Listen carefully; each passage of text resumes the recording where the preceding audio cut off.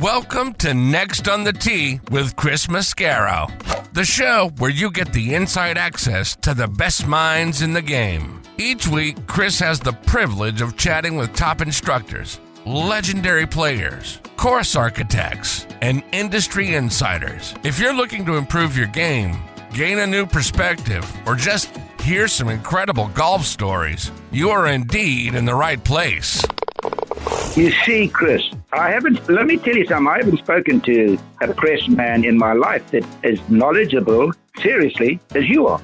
Never. You do such a great job. It kind of makes me feel good all of a sudden. You do so much for the game. You're so kind to all of us that are out there in the game. You know, we need more people like you in the game of golf.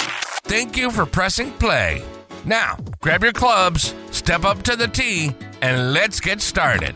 This is Next on the Tee.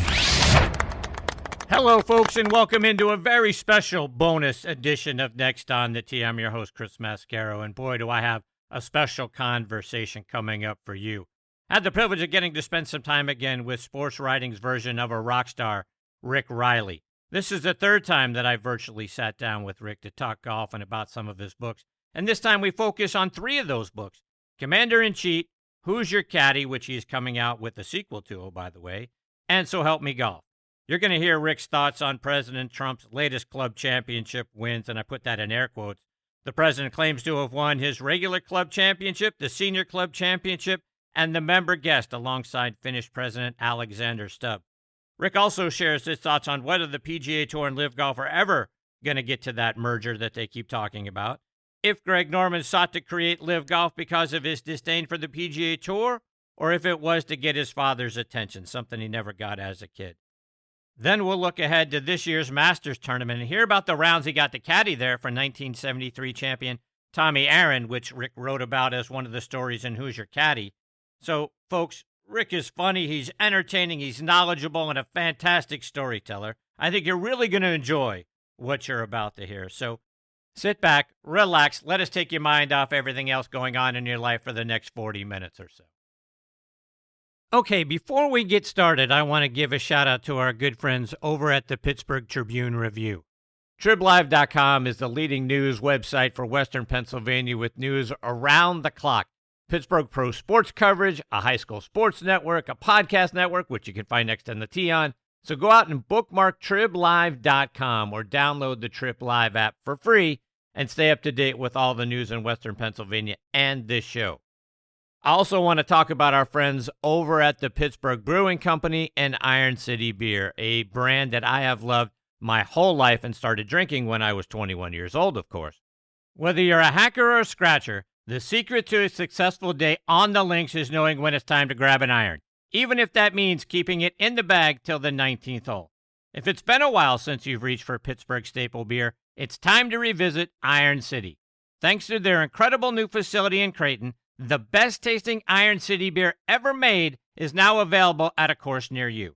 Iron City pairs well with any lie and sky and serves as a friendly reminder that there's always next round. Iron City beer, best enjoyed while enjoying life.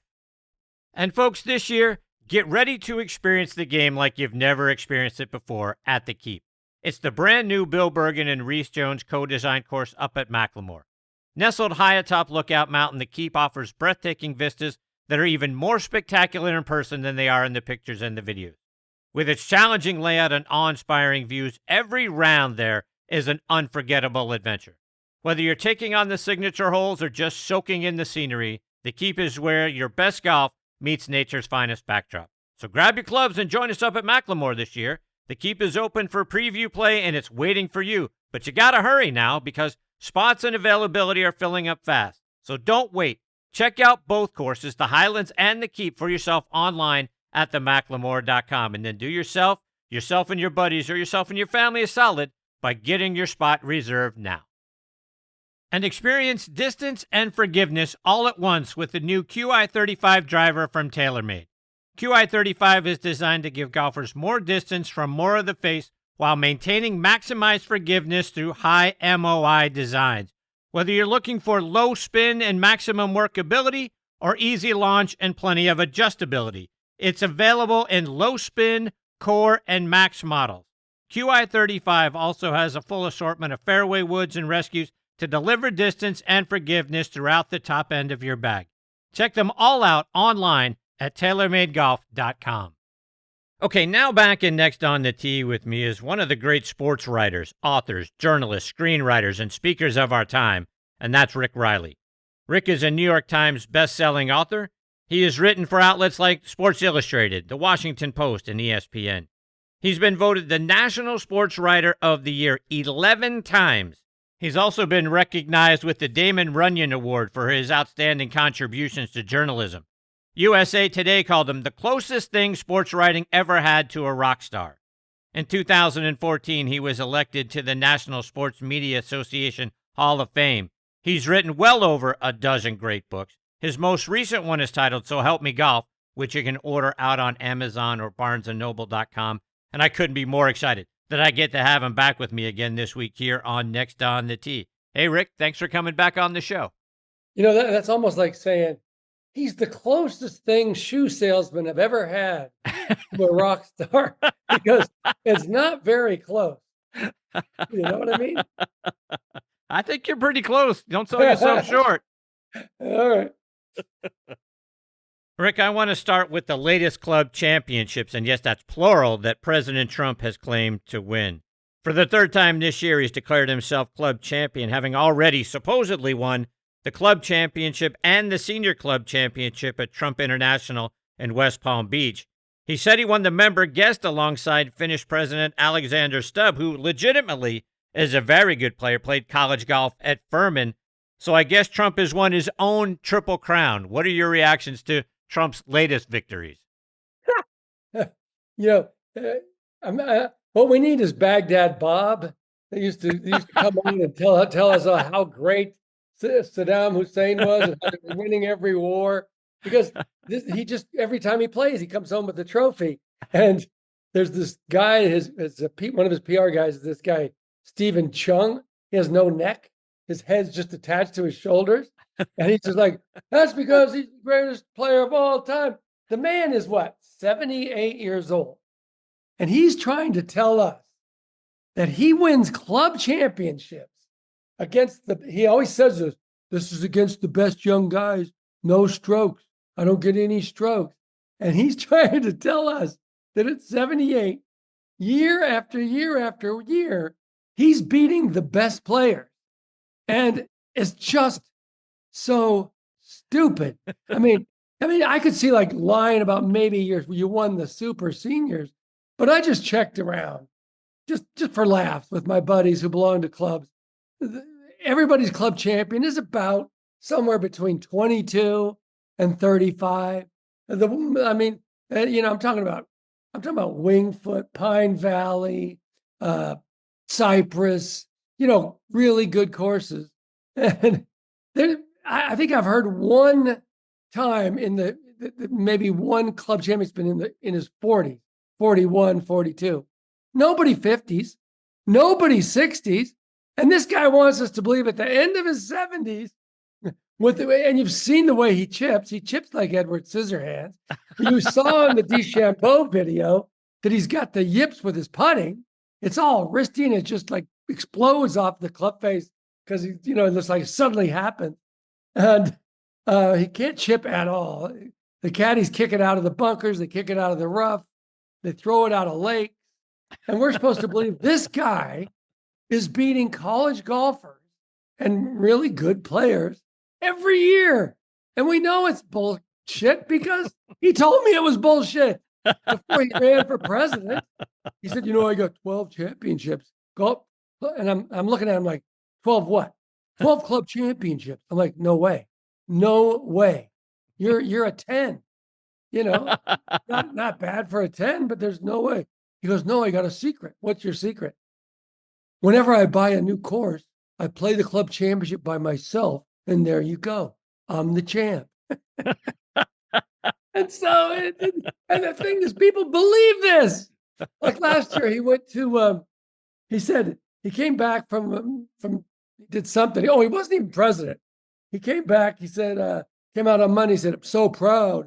I just won the 2-day club championship at somewhere. I think it was Mar-a-Lago. I just feel really good about it. That's against the young guys. And I happen to point out that he was at a funeral in North Carolina on Saturday. And I checked with the club. It was a 2-day tournament, Saturday and Sunday. So a reporter put this to him. Well, apparently it's a 2-day tournament. And we know you were at like Jazz and Diamonds. One of those people died, went to her funeral. So how could this be? And he goes, oh, I played really good earlier in the week, so they let me put that in. it's just like a 6-year-old playing Monopoly. It's just cheating and money that he's stolen coming out of his pockets, and he's throwing the ball, and it's just unbelievable to me.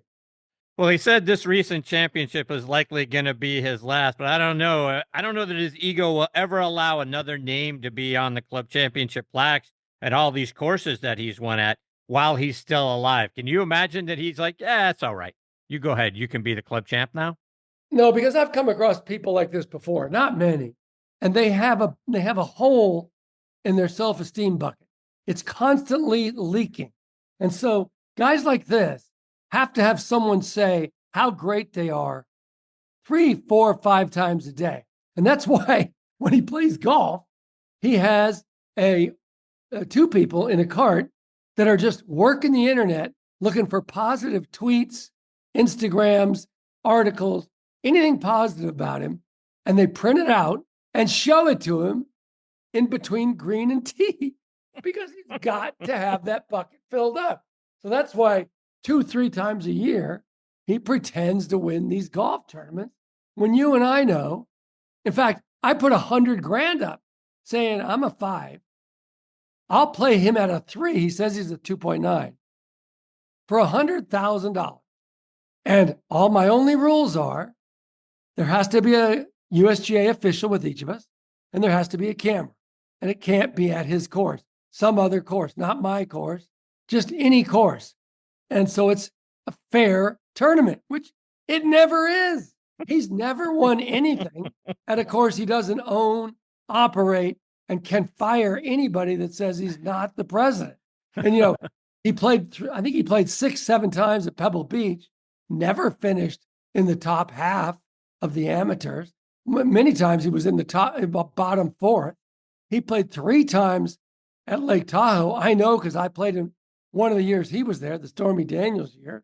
He never finished in the top half there. So how come all of a sudden, when there's no cameras, no rules officials, no scorecards we can check, he's the champion? How come? Because he lies like a mafia accountant. He's going to be down in Miami this week because LIV Golf is playing a tournament at Trump National Miami. Earlier this year, Trump met with Jay Monahan, Tiger, Adam Scott, and Yasser Al-Rumayyan in the White House to try to hammer out a merger between the 2 tours. And if you listen to Trump, plus some people around the game, they said the meeting went well and a merger would be announced. LIV likely is going to be relegated to some meaningless tournaments in the fall. Trump said he thought a merger was probably going to happen. Then a couple of weeks later, people more in the know said the meetings didn't go well at all, and we're no closer to them coming together than we have been. Do you think a merger ever takes place? Okay, I have 2 answers. No, I don't think it ever comes back together. And the second answer is, why would the PGA want to take on this absolute lead balloon of an idea that has gone through $2 billion that doesn't outdraw a goddamn Papa-Shot tournament on the Ocho? Nobody watches this. They're playing 3 days in a scramble that nobody likes. And just because some Saudi princes threw all this money at these guys, thinking somehow they could sport wash their terrible reputation for killing gay people, jailing journalists, jailing protesters, doesn't mean you need to be part of it. Why? Why does everybody think the PGA Tour needs to combine with these people? This is going to die of its own weight within a couple of years because and even if it doesn't, who cares? All right, so you lost some people that got 200, 300, 400 million. So what? It's as if they don't exist. We still get to see them in the majors. That's fine. But it's still pretty damn good product, don't you think? Week in and week out on the PGA Tour. And has LIV made even a feather's dust of an imprint in the game of golf? It hasn't. No, I don't know anybody that says, "Oh, you're going to watch that LIV tournament? You're going to go down Doral? Is somebody going to go there and write about LIV?" No, it's not on any kind of TV that you care about. I just don't get why people want the PGA to make peace with these people. It's a freaking albatross. So let's take that in a slightly different direction, Rick, because when you look around the PGA Tour, so much has changed on the tour, and I feel like it's been an overreaction to what LIV has done. In other words, we're looking at next year, shrinking the number of PGA Tour cards. We have these signature events now with no cut, with smaller fields in them, kind of just like what we have going on over LIV. It's not a shotgun start, but we're looking at on the PGA Tour, taking the pie of these inflated purses and having fewer players get an opportunity to play in them and win them. I think as a reaction to, hey, we got to do something here. We got to keep these players. We get certainly the top ones from ever considering going over to LIV. What do? Oh, well, we carve it up and we make them richer than they are, and we limit the number of guys that can play in these tournaments. Why has the PGA Tour reacted in such a way, and as opposed to just sitting back and saying, whatever, we got a good product here? Spot. Because there's these Saudi princes that don't give a damn about giving, Perez $50 million and Graham McDowell $40 million. The guys that are past their prime, Phil Mickelson $200 million. They don't care. So the PGA Tour is in a really tough spot because you don't want to lose Scheffler. They give him $600 million. You don't want to lose Rory. You don't want to lose Justin Thomas, Jordan Spieth. You don't want to lose Victor Hovland. So you got to give them ridiculous money to keep them. So I see why they're doing it. And it's sad for guys trying to break into the tour and become great. Yes. It's so sad. But blame the Saudis. That's who you blame because they're the wild card. It's like when you play poker with a really rich guy and he's just bluffing and throwing in and he never folds. And it's not a real game of skill because he's got all the money. He's got his own, he doesn't care. So it ruins the game. And that's what the princes have done. So where do you think all of this ends up? Do you think LIV just exists for however long they decide they want to exist and it's just these two disparate tours? Or do you see something like, and some people have suggested, well, hey, maybe LIV in the DP World Tour do something, and that's sort of the international tour, and they go do their thing, and then the PGA Tour does its thing here in the U.S.? I think the princes get bored and decide, hey, let's put $10 billion in pickleball and give Jorge Manchurias $500 million to play pickleball on the WB network or whatever stupid network, because that's what we're talking about with golf. What they essentially did, like I always try to explain this to NFL fans. What if they took half the NFL teams, made them play in Oman, Saudi Arabia, and Dubai, and gave them 10 times what they were worth, and just completely ripped your league in half? And they only played 3 quarters, by the way. And only they played the third quarter first and the second. It made no sense. And then how would you feel about your sport? You'd be pissed, right? That's how I feel about my sport. It really pisses me off. But there's no combating it. It hasn't worked. It's just made some really rich people who don't seem to give a damn about human rights rich as hell. And their names are Mickelson, Rahm, and Dustin Johnson. They took the money. It's blood money. They don't care. How different is this from what we saw back in the 80s with the USFL? Well, with no way they had that kind of money. I mean, I covered that league. Yeah. They didn't have this kind of money. You want to hear a great Trump story, though? For sure.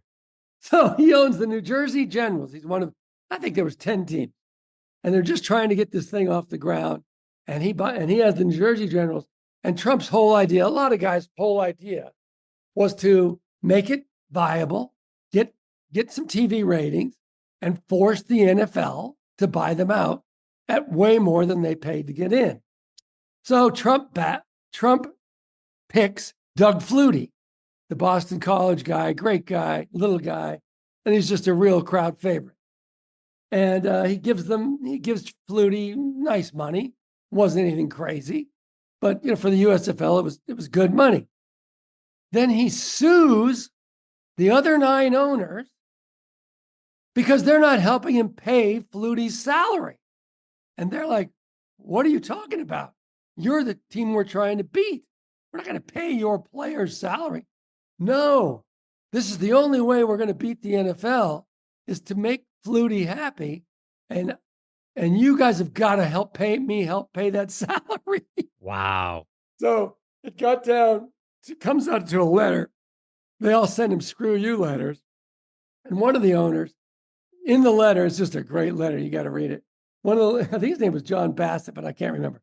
He says, let me tell you, this letter is a screw you letter. Go screw yourself. I'm never paying you. And in fact, I can't wait to see you sometime in person so I can punch you right in the goddamn nose. That's what he said in the letter. Wow. Rick, in your latest book, So Help Me Golf, you talk about your relationship with Greg Norman before all the LIV stuff. Go back into the 80s. He was the #1 player in the world, had a long run there, 331 weeks. You and Greg have something in common. Like you, he never got a lot of attention from his father. How much do you think his desire to create LIV or the World Tour back in the 90s was his disdain for the PGA Tour versus a way to be the king of the hill to say, hey, Dad, look at me? Yeah. Okay, that's a really good question. I never thought of it that way. Yeah, that has been a chip on Greg's shoulder forever. I can remember when he blew the Masters in 96, and I got him in his car afterwards, and he was not upset. He goes, I said, you don't seem upset. He goes, nah. He said, but let me tell you, that hug Faldo gave me on the 18th green, I've never had a hug like that. I've never had it sounds weird, but I've never had a guy hug me like that. And it was all about, he said he never got a hug like that from his dad. Not any kind of hug, no hug. And I thought, how strange is this? That he's just suffered a worldwide humiliation. And what he takes from it is that really felt good to get a comforting hug from another guy, which is clearly what he missed from his dad. Now, with me, it was different. My dad was a drunk, never knew where I was, didn't care, was always drunk. And so he never came to any games, didn't know what I was doing. But at 65, he sobered up, he apologized, and he said he was sorry.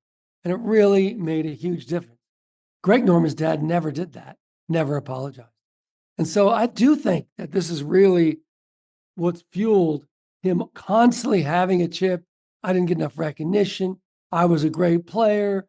I tried to do what LIV is doing now 20 years ago with his World Tour thing. And he's just, believe me, he was a cool dude, though. He was like handsome. He looked like James Bond, blue-eyed. It seemed like there was a wind machine in his hair all the time. He'd fly me in his helicopter. One time he did a 180 in a Ferrari with me in the front seat. I mean, he was always doing really cool things, kind of pushing it, shark diving in cages and stuff. But it was always kind of like, this guy's trying a little too hard, Yes. Rick, we're all gearing up for next week's Masters tournament. Augusta National is probably the hardest walk in all of golf. You've obviously got to do that many times. You got to do it several years ago as a caddy, though, and you wrote about it in your book, Who's Your Caddy? You got to caddy for 1973 champion Tommy Aaron for a couple of rounds, and I know there were a lot of antics that happened during those rounds, but just from the standpoint of doing that walk, carrying a tour bag up and down all of those hills, dealing with the elevation changes and the uneven terrain, how difficult was that for you? Well, first of all, Tommy Aaron I got him for Thursday and Friday's round. I charged him nothing, which he loved. And I found out why I was able to get his bag is because he's really, really grouchy. He's always mad about something. Like, I mean, he was like, on the fifth hole Thursday, hits the 5 iron, it's a long hole. He's not very long. I'm like, get up, I said to his ball. And he goes, keep your mouth off my ball. And I had never heard that. And I said, no, I'm using this wet towel. I would never put the ball in my mouth. He goes, no, never talk to my ball ever. And he was serious. I wanted to go, well, you've made 2 doubles so far. Maybe somebody should talk to your ball. But he was a guy that, like, someone, go get him, Tommy, go get him. And he would say to me after the guy, like, do I come down to that guy's insurance office and say, go get him, Fred, sell another policy? And I said, Mr. Aaron, they're just cheering you on. Well, I don't need it. I know what I'm doing out here. Like, Jesus Christ. In fact, he's the guy that screwed up the score for DiVincenzo's card. Right. It cost him the Masters. And I asked him about that. He didn't feel one bit bad. He said that was completely on Roberto DiVincenzo. People have kept my score wrong. You got to check it. I'm like, okay, but you did cost him the Masters, but whatever. So anyway, in regard to, and by the way, I'm writing the sequel. It's going to be called Still Your Caddy, and just signed to do that. And so I'm looking to, if you got any ideas, I'm looking to caddy interesting bags. I asked Caitlyn Jenner already, and she said no. And then I said, could I ask Bruce? I didn't say that. I would have liked it, but she said no. But anyway, so it was hard. It was really hard. But because there's so many people and it's so fascinating, and I kept dumping a bunch of his extra balls out, it wasn't that hard. You have a wonderful relationship with Jack and Barbara Nicklaus, and a large portion of Jack's legacy is there at Augusta National. Obviously, he's won it 6 times, finished second 4 more times. But one of my favorites was his charge to try to win it a 7th time in 1998 at age 58 when he needed both hips replaced. Talk about Jack's legacy in the Masters at Augusta National. Well, here's what I don't get. You tell me. We got a Hogan bridge, right? We got a Nelson bridge. But we got nothing for Jack Nicklaus, who's the greatest to ever play there. I think he's the greatest player to ever live. He certainly is the greatest achiever golf's ever had. 18 majors, no one's touched that. 19 second places, no one's touched that. I mean, no one's come close to the amount of top 3s he's had in majors. So, but especially at Augusta with 6 green jackets. So when are they going to do something for him? Are they going to wait till he dies? So my idea, and it's too cool for them to do, but the 16th Cup, where he won so many of his tournaments, remember in 86, yes. 72, it should be gold because the gold compared. Wouldn't that be cool? You. Yes. And every time you reach in there, it's gold. Yes. It'd be so subtle and cool. But it's too good of an idea. But they should do something, my God. Because, he can hardly play anymore. His back and legs are so bad. But, I mean, I covered, first Masters I covered was 86. I mean, guys were just choking in the press room, just choking, because they just couldn't imagine something that big happening on their watch. And here's a guy that hadn't done anything since 82, wasn't even supposed to make the cut, 46 years old, kid on the bag, and beats the best players of his day. Norman, Kite, Nick Price, everybody. Seve. And that was Seve. Jesus, I forgot about Seve. So, yeah, that was freaking amazing. 98. We thought it was about to happen again. Yes. The guy didn't even have his original hips. Yeah, he's just my favorite player ever. He was my favorite before I ever became a journalist. And, it's difficult because you have to stay objective, but objectivity is a little hard with Jack Nicklaus. So what was it like? If that was your first Masters to cover in 86, What was it like being on the grounds and being around it as that is taking place? Well, start with Wednesday. It was my first time ever at the Masters, and we've gotten a tip that he's broke. And so I had to go up to Jack Nicklaus in the lunchroom. Mr. Nicklaus, it's Rick Reilly. I'm the new golf writer at Sports Illustrated. And this is just such a hard question, but I have to ask you. We have a tip that you're broke. And I wanted to just sink into the floor because all the ways you'd want to, talk to the man. I mean, it was not that. And he kind of laughed and he goes, "Come up with me to the champions room." Takes me up to the champions room. Wow. Orders 2 club sandwiches for us. And I'm like, holy jeez. And first of all, the champions room is tiny. These guys share lockers because, there's not that many champions. And he explained it all, how he got over leveraged on some deals, but it's not true that I'm broke. It's just I'm a little cash short right now. And here's, this agent and that agent explained it to you, gave me their numbers. And it turns out he was just overextended. But wow. So then, he plays pretty good. He's 5 back at the turn on Sunday. And suddenly, and then he bogeys 12. Right. And that's it. He's done. And then he just catches fire. And I can remember people that were supposed to be manning hamburger stands and ice cream carts just left to go see this. And it was, they say no running at Augusta, but people weren't running. Just a couple more before I let you go. And first, who do you like this year in the Masters? Who's your favorite? Who do you think wins? Favorite's different than who's going to win. All right, give me both. One of each. Well, Who's your favorite? Who do you think wins? My favorite player is Rory, and I'd love to see him win there.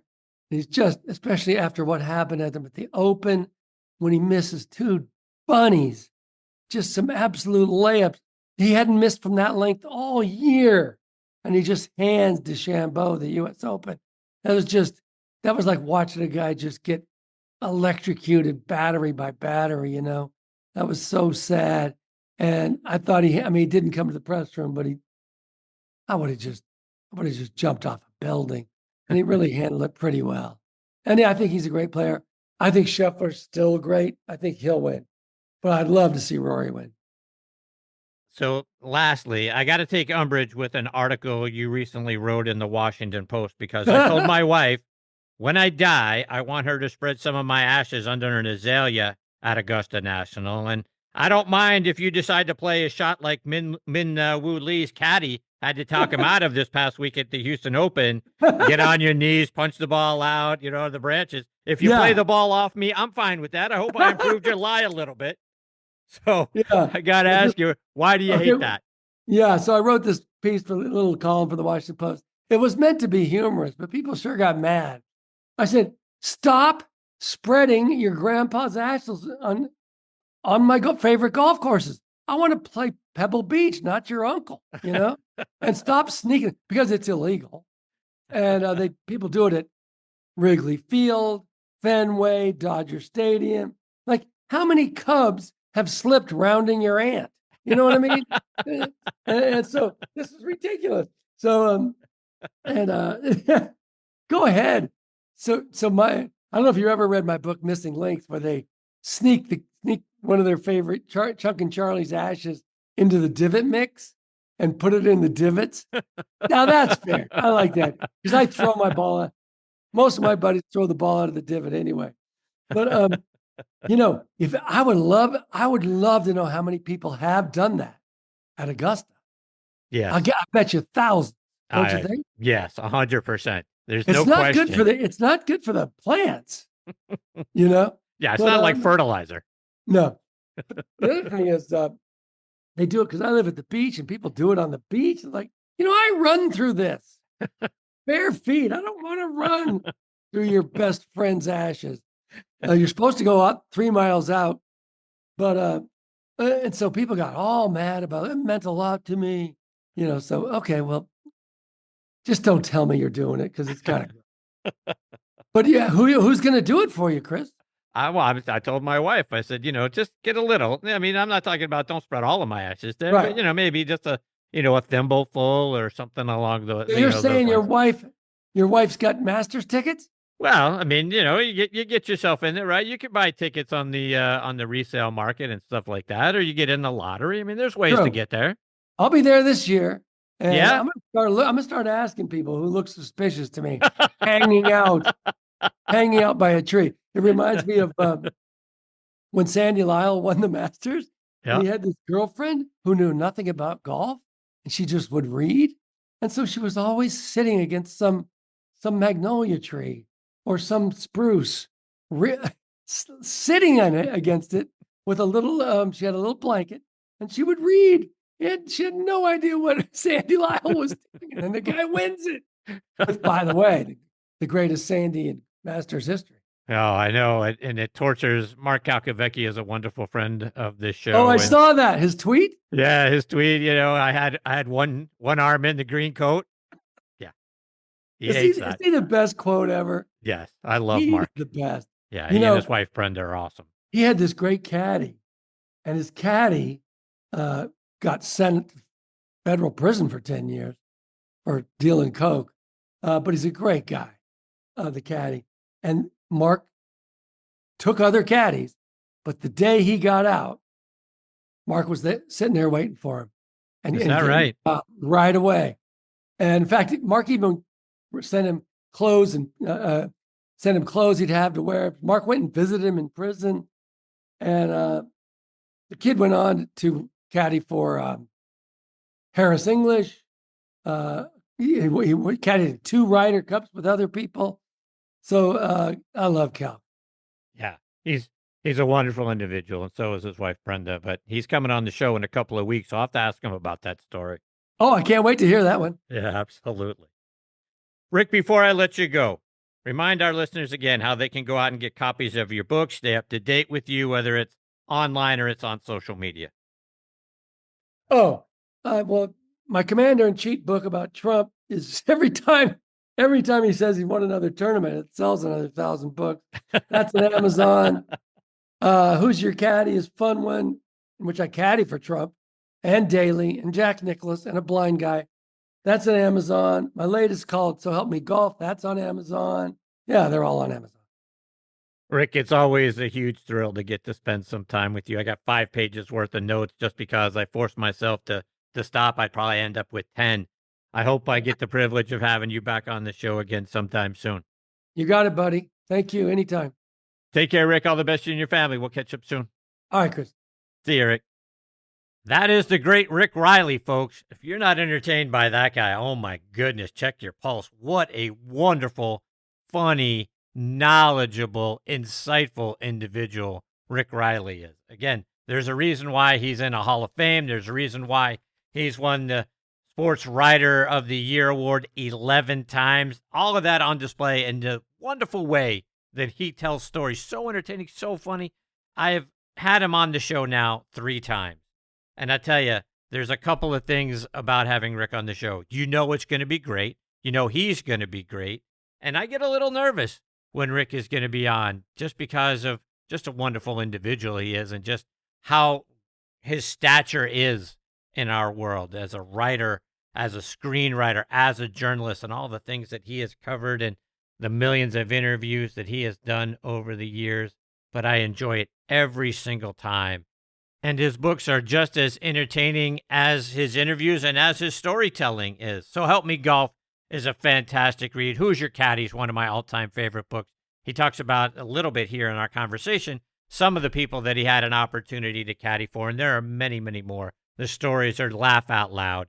So go out there and check them out. Commander-in-Chief, I think you're going to really enjoy that one as well, talking about all the things that we hit on at the top of this interview and the antics that Trump has and how those things come about and all those sorts of things. $100,000 he'd put up on the line to play Trump one-on-one at a neutral course. Wouldn't that make great television? I would absolutely watch that. Even if it was pay-per-view, I'd tune in to watch that match. So, again, Rick is a wonderful person, and I can't thank him enough. I so appreciate his time and for coming back and being a part of the show for a 3rd time. Like I say, it's no exaggeration. I've got pages and pages worth of notes because there's so much that I wanted to get into with him. Hopefully we get this privilege of having him back on the show again very soon. All right, my friends, it is time for me to put a bow on this very special bonus edition of Next on the Tee. My sincere thanks to Rick Reilly. Folks, I hope you enjoyed it half as much as I did. If you did, we really had something special here. And I can't thank you enough for making Next on the Tee again this month the #1 golf podcast over on Good Pods. We have done it now 14 months in a row, thanks to all of you. Because why? You're the greatest supporters in the history of podcasts. I appreciate each and every one of you so very much. Until next time, hit 'em straight, my friends.